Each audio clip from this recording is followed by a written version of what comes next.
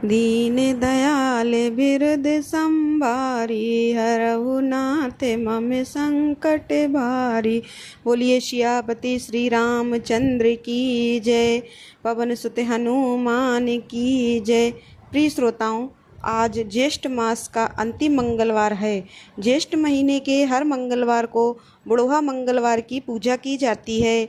तो आज के इस शुभ अवसर पर आप सभी श्रद्धा पूर्वक सुनिए बुढ़वा मंगल और मंगलवार व्रत संपूर्ण व्रत कथा सुनकर वीडियो को लाइक और चैनल को सब्सक्राइब अवश्य करिएगा। हनुमान जी की जय लिखिएगा। प्राचीन कथा के अनुसार बहुत समय पहले किसी नगर में एक निसंतान दंपति रहते थे। कोई संतान न होने के कारण वे दोनों पति पत्नी बहुत दुखी रहते थे। एक बार ब्राह्मण देवता ने वन में जाकर बजरंगबली जी की पूजा करने का निश्चय किया।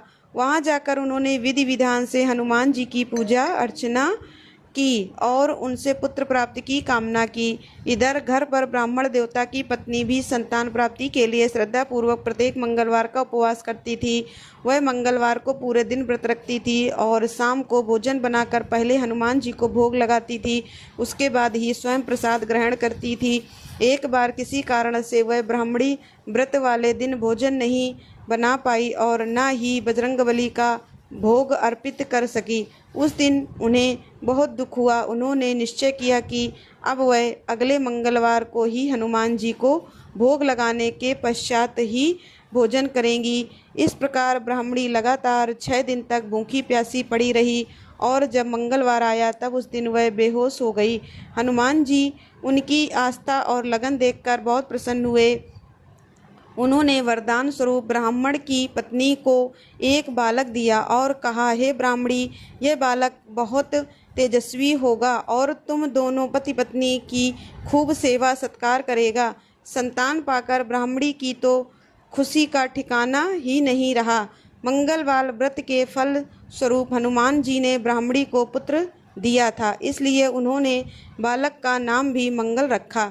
इधर कुछ समय के बाद जब पूजन संपन्न कर ब्राह्मण देवता वापस घर आए तो अपने घर पर एक अनजान बालक को देखकर आश्चर्य में पड़ गए। पत्नी से पूछा कि यह बालक कौन है। ब्राह्मणी ने बताया कि मंगलवार व्रत से प्रसन्न होकर स्वयं बजरंगबली ने आशीर्वाद स्वरूप उसे संतान का सुख दिया है।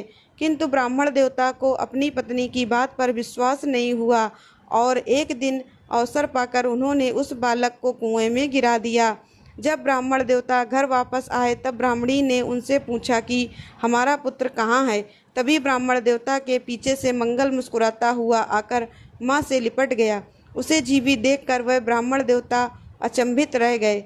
उसी रात बजरंगबली ब्राह्मण देवता के स्वप्न में आए और कहने लगे कि ये संतान उन्होंने दोनों की उपासना से प्रसन्न होकर वरदान स्वरूप दी है। सच्चाई जानकर ब्राह्मण देवता बड़े प्रसन्न हुए। तब से वे दोनों ब्राह्मण दंपत्ति हर मंगलवार को श्रद्धापूर्वक व्रत रखने लगे। मंगलवार व्रत की दूसरी कथा के अनुसार प्राचीन काल में एक गांव में एक बूढ़ी माई रहती थी। वह मंगल देवता को अपने इष्ट देवता मानकर सदैव मंगलवार का व्रत रखती और मंगल देव का पूजन किया करती थी। उनका एक पुत्र था जो कि मंगलवार को उत्पन्न हुआ था। इस कारण उसको मंगलिया के नाम से वह वृद्धा माई पुकारा करती थी। मंगलवार के दिन वह न तो घर को लीपती और न ही धरती खोदती। एक दिन मंगल देवता उन वृद्धा माई की परीक्षा लेने के लिए उनके घर पर साधु का रूप बनाकर आए और द्वार पर आकर आवाज़ दी।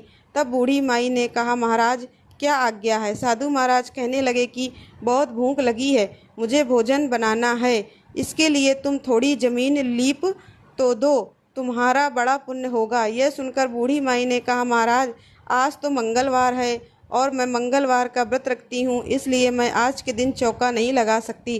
कहो तो जल का ही छिड़काव कर दूँ, उस जगह पर आप भोजन बना लीजिए या फिर मैं ही आपके लिए भोजन बना देती हूँ। साधु महाराज कहने लगे, मैं गोबर से लिपे चौके पर ही भोजन बनाता हूँ। तब बूढ़ी माई ने कहा कि जमीन लीपने के सिवाय और कोई सेवा हो तो मैं सब कुछ करने के लिए तैयार हूँ, परंतु मैं गोबर से लीपूंगी नहीं। अब साधु महाराज ने कहा, सोच समझकर उत्तर दो, मैं जो कुछ भी कहूँगा वह तुमको करना होगा।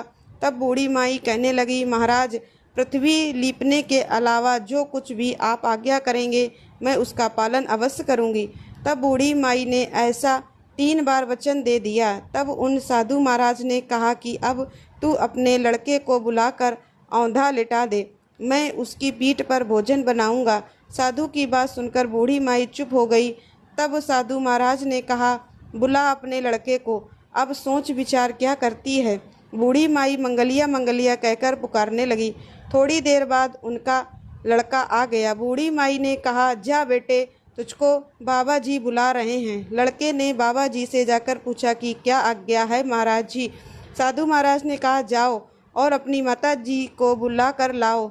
जब माता जी आ गईं तो साधु ने कहा कि तुम ही इसको लिटा दो। अब बूढ़ी माई ने मंगल देवता का स्मरण करते हुए अपने बेटे को औंधा लिटा दिया और उसकी पीठ पर अंगीठी रख दी। फिर बूढ़ी माई कहने लगी, हे साधु महाराज, अब जो कुछ आपको करना है आप कीजिए, मैं जाकर अपना काम करती हूँ। फिर साधु महाराज ने लड़के की पीठ पर रखी हुई अंगीठी में आग जलाई और उस पर भोजन बनाया। फिर साधु महाराज ने बूढ़ी माई से कहा कि आप अपने लड़के को बुलाओ कि वह भी आकर भोजन कर ले। बूढ़ी माई कहने लगी, ये कैसे आश्चर्य की बात है साधु महाराज, अभी अभी तो आपने ही उसकी पीठ पर आग जलाई है और उसको ही प्रसाद के लिए बुला रहे हैं, क्या यह संभव है? आप कृपा करके उसका स्मरण भी मुझको न कराइए और भोग लगाकर आप यहाँ से जहाँ जाना हो वहाँ जाइए। साधु महाराज के अत्यंत आग्रह करने पर बूढ़ी माई ने जैसे ही मंगलिया कहकर आवाज़ लगाई, तुरंत ही उनका लड़का एक ओर से दौड़ता हुआ आ गया। फिर साधु महाराज ने उस लड़के को प्रसाद दिया और कहा कि माई, तेरा व्रत सफल हो गया, तेरे हृदय में दया है और अपने इष्ट देव में भी अटल श्रद्धा है, इसके कारण तुमको अब कोई भी कष्ट नहीं पहुँचेगा। इस प्रकार से मंगलवार व्रत के प्रभाव से बूढ़ी माई के पुत्र की दीर्घायु हो गई और उनके सभी मनोरथ पूर्ण हुए। अब सुनिए बुढ़वा मंगल की कथा। हर साल ज्येष्ठ महीने में पड़ने वाले प्रत्येक मंगलवार को बुढ़वा मंगल के रूप में हनुमान जी के वृद्ध स्वरूप की पूजा की जाती है, इसीलिए इसे बुढ़वा मंगल कहते हैं। रामायण और महाभारत काल से ही इसका महत्व बहुत ही खास माना जाता रहा है।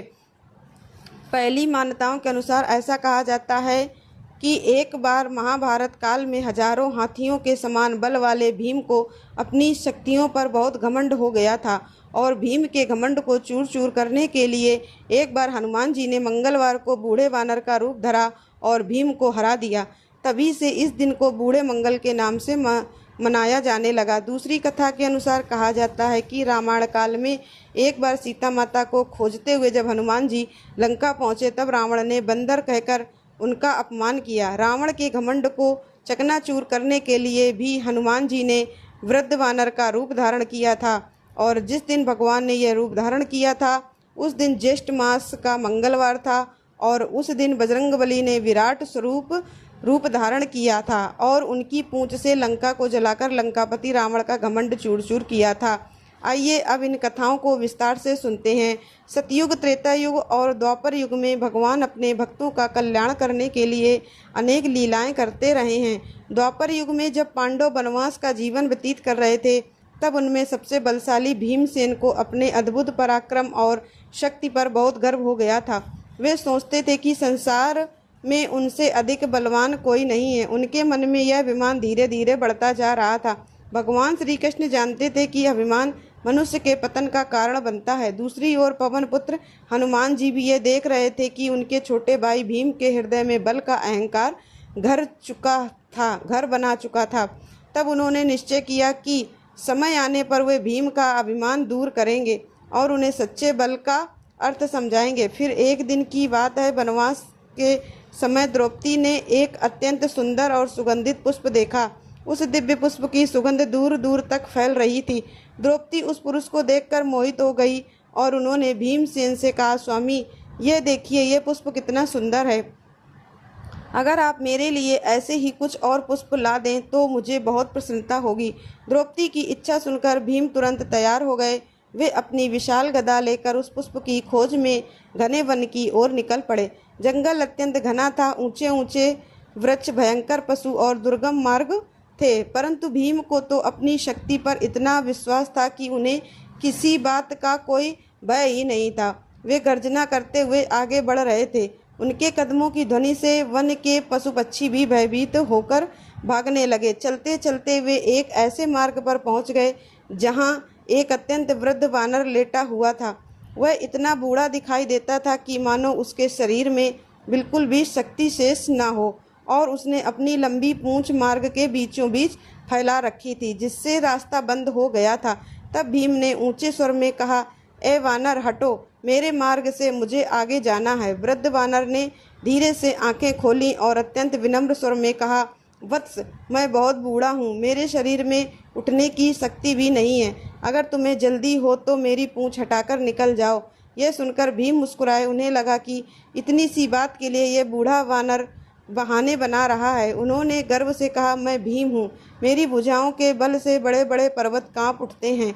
तुम्हारी ये पूंछ हटाने में मुझे भला क्या कठिनाई होगी। यह सुनकर भीम ने बाएं हाथ से उनकी पूंछ उठाने का प्रयास किया, किंतु आश्चर्य, पूंछ तो अपनी जगह से बिल्कुल हिली तक नहीं। भीम को लगा कि उन्होंने शायद पूरी शक्ति नहीं लगाई। अब की बार भीम ने अपने दाएं हाथ से प्रयास किया, फिर भी पूंछ नहीं हिली। धीरे धीरे उनके चेहरे का आत्मविश्वास कम होने लगा। अब तो उन्होंने अपने दोनों हाथों से पूरी ताकत लगाई। उनकी नसें तन गईं, शरीर से पसीना बहने लगा, आंखें लाल हो गई, परंतु पूंछ वहीं की वहीं पड़ी रही। अब भीम को पहली बार अपने जीवन में ऐसा अनुभव हुआ था। तो वे जिस शक्ति पर गर्व करते थे, वही एक बूढ़े वानर की पूंछ भी वे हिला नहीं पा रहे थे। वे आश्चर्यचकित होकर बोले, हे वानर, आप कोई साधारण जीव तो नहीं हैं, कृपया करके आप अपना वास्तविक परिचय दीजिए। तब वह वृद्ध वानर मुस्कुराया और बोला, भीम, पहले अपने मन में झांको, क्या तुम्हें अपनी शक्ति पर अभिमान नहीं था? भीम यह सुनकर चौंक गए। उन्होंने सोचा कि यह वानर मेरा नाम कैसे जानता है। तब वे हाथ जोड़कर बोले, प्रभु, आप कौन हैं? कृपया मुझे दर्शन दीजिए। तब वृद्ध वानर ने अपना दिव्य स्वरूप प्रकट किया। देखते ही देखते उनका शरीर आकाश को स्पर्श करने लगा। उनका तेज हजारों सूर्यों के समान चमकने लगा। पर्वत के समान विशाल स्वरूप, स्वर्ण के समान देह, हाथ में गदा और मुख पर दिव्य आभा देखकर भीम को विस्मित रह गए। उन्होंने देखा कि उनके सामने तो स्वयं पवन पुत्र श्री हनुमान जी खड़े हैं। भीम तुरंत उनके चरणों में गिर पड़े और बोले, प्रभु, आप तो मेरे बड़े भाई हैं, मैं आपको पहचान नहीं पाया, मेरे अपराध को कृपा करके क्षमा करें। तब हनुमान जी ने प्रेम पूर्वक उन्हें उठाया और अपने हृदय से लगा लिया। उन्होंने कहा, भीम, बल भगवान ही देन है। जिस शक्ति पर मनुष्य अभिमान करता है वह पल भर में नष्ट हो सकती है। सच्चा बल तो वही है जिसमें विनम्रता हो, सेवा हो और भगवान का स्मरण हो। फिर हनुमान जी ने उन्हें राम कथा सुनाई और बताया कि कैसे भगवान श्री राम के सेवक बनकर उन्होंने समुद्र लांघा, लंका जलाई और असंभव कार्यों को भी संभव किया। उन्होंने कहा कि मैंने जो कुछ भी किया वह अपने बल से नहीं बल्कि प्रभु श्री राम की कृपा से किया। अब तो भीम की आंखों से पश्चाताप के आंसू बहने लगे। उनका अभिमान पूरी तरह से समाप्त हो चुका था। उन्होंने हाथ जोड़कर कहा, प्रभु, आज मुझे समझ में आ गया कि अहंकार मनुष्य का सबसे बड़ा शत्रु है। अब तो हनुमान जी अत्यंत प्रसन्न हुए और उन्होंने भीम को आशीर्वाद दिया और कहा कि महाभारत युद्ध के समय में अर्जुन के रथ की ध्वजा पर विराजमान रहूंगा। मेरी उपस्थिति से पांडवों की रक्षा होगी और तुम्हारा मन भी सदैव धर्म के मार्ग पर बना रहेगा। यह सुनकर भीम आनंदित हो उठे। फिर हनुमान जी ने उन्हें दिव्य पुष्पों का मार्ग भी बताया। भीम ने उन्हें प्रणाम किया और आगे बढ़ गए। अब उनके हृदय में शक्ति का अभिमान नहीं बल्कि भगवान के प्रति श्रद्धा और विनम्रता थी। कहा जाता है कि जो भक्त श्रद्धा से इस कथा का श्रवण पाठ करता है उसके जीवन से अहंकार, क्रोध और अभिमान दूर होते हैं। स्वयं पवन पुत्र हनुमान जी उसकी रक्षा करते हैं, इसके संकटों को दूर करते हैं और उसे बल, बुद्धि, विद्या तथा विनम्रता आशीर्वाद प्रदान करते हैं। तो सभी प्रेम से बोलिए, पवन सुत हनुमान जी की जय। बोलिए श्री रामचंद्र की जय।